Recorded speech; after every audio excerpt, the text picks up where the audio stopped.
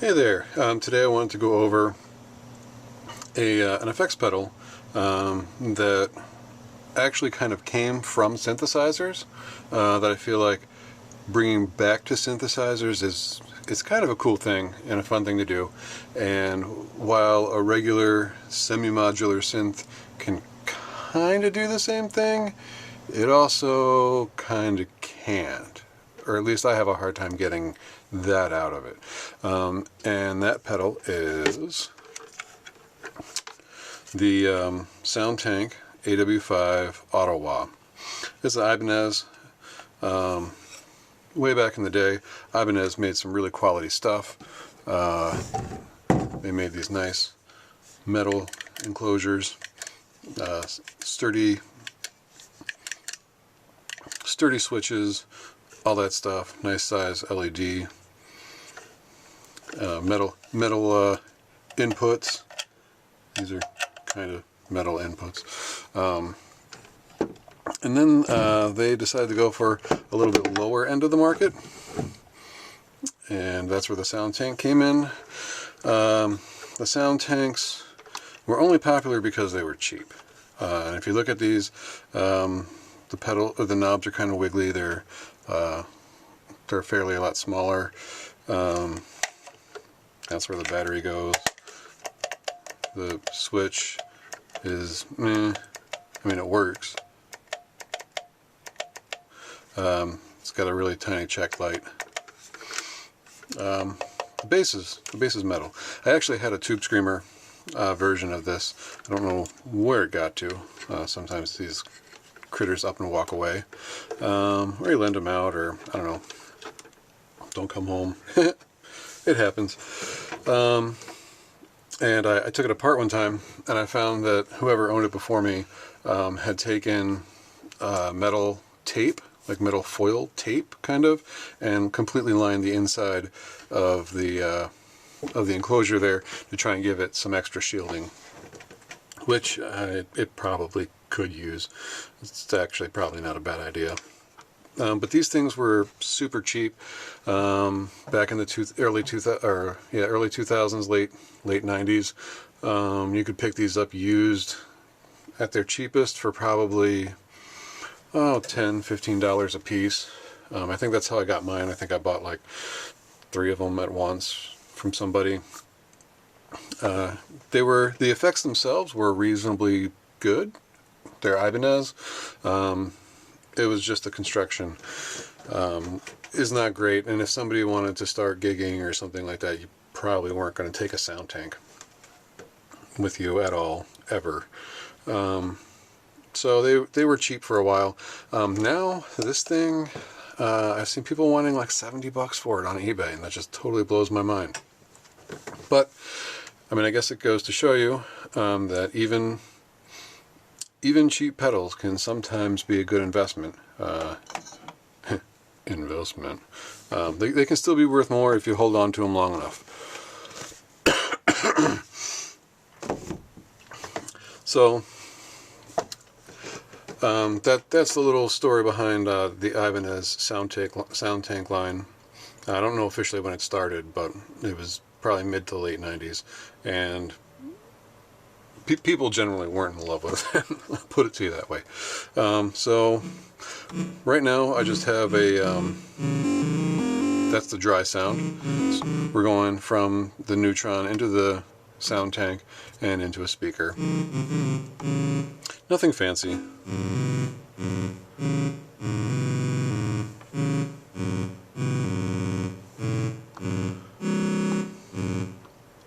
And that's just a quick little sequence that we can use to demo this with a little bit later. But what an Auto Wah is, aside from being associated with like disco and funk and maybe like Shakedown Street era Jerry Garcia, it originally came from synthesizers, like I said a little bit earlier, in the sense that it is an envelope follower controlled filter. So a wah pedal is a filter that you manually, or I guess pedally, with your foot control. And it's all the way open, all the way closed, or no, all the way closed, all the way open. It does that. And what we're doing with the auto wah is we're using an envelope follower to basically turn that knob, or to push that pedal. So the attack, decay, sustain, release of the amplitude of the wave we put into that will control the rocking of the pedal. It makes it automatic. That's kind of neat. So let's see what that sounds like. The first thing you have to sort of nail down with the auto wah is the sensitivity, because if you have it too low, it's not going to do anything. It's going to act like a cocked wah. Like if you click it on, bring your foot all the way up, and that's what you get. If it's set too far to the left. If you go too far to the right, it's going to be just the opposite problem. You're not going to get much of that. You're not really turning the knob if the sensitivity is not set right. There will be a spot where you can hear it. We're getting there.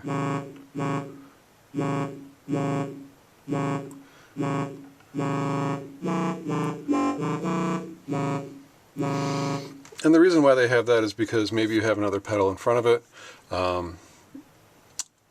Also guitar pickups have different outputs. A humbucker puts out more than a single coil, which puts out more than a cheap single coil. So they put the sensitivity knob on there so you can basically control the range of the envelope you're looking for. And you can kind of tune it to that. Next is going to be the range of how far you rock the pedal. And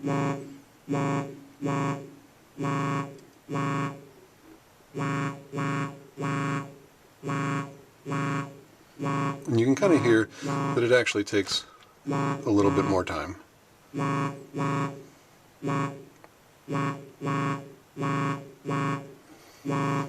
Also, it might kind of go without saying that anything that alters the envelope, you probably want to have after an auto wah. So if you have a distortion, which reminds me I should probably turn that down.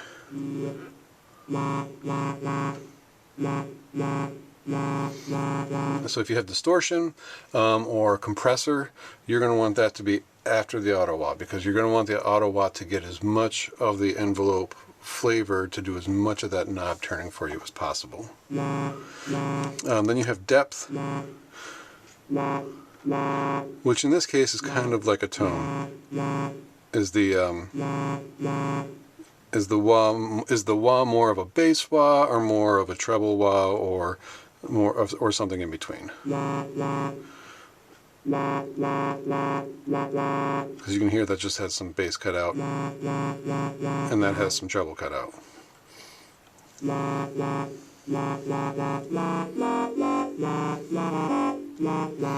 So if you turn the attack all more up further, you get a slower opening of that wah. And if you turn your attack all the way down,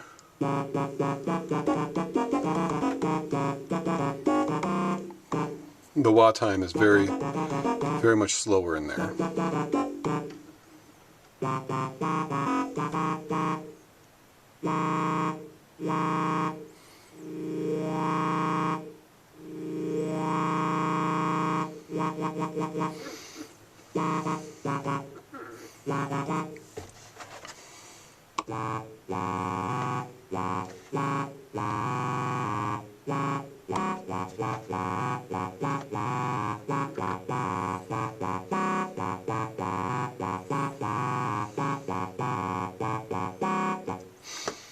Now, especially with the Neutron on this one, some people might think, like, well, you have a second envelope that can control the filter. Can't you do the same thing?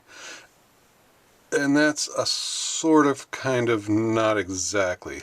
You can do something like auto wah. If you start turning up the envelope depth for envelope 2 here.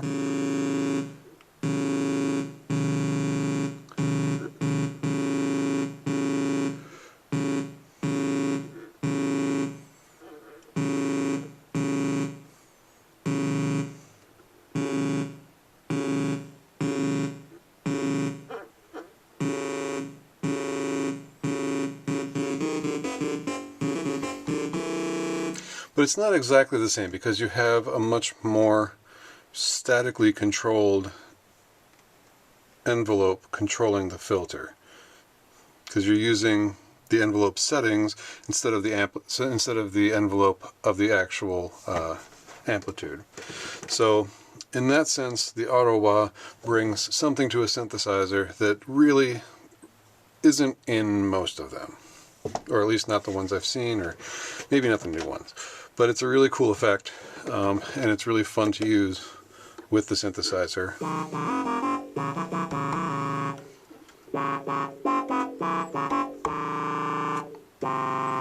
And also, it does need to reset, because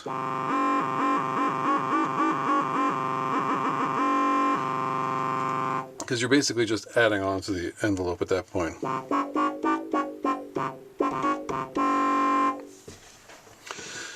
So that's most of what I have for this guy here.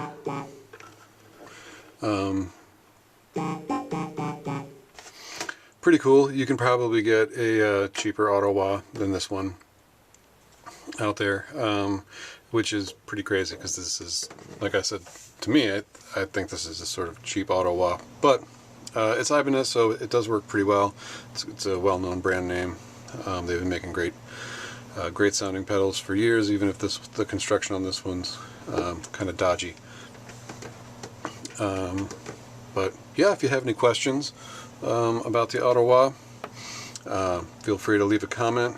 If you like going over what an auto-wah does and how it sounds with the Neutron, feel free to like, subscribe. We'll be doing more pedals here with synthesizers, and maybe some guitar. I gotta build my guitar chops back up a little bit. But yeah, thanks for watching, and hopefully see you next time.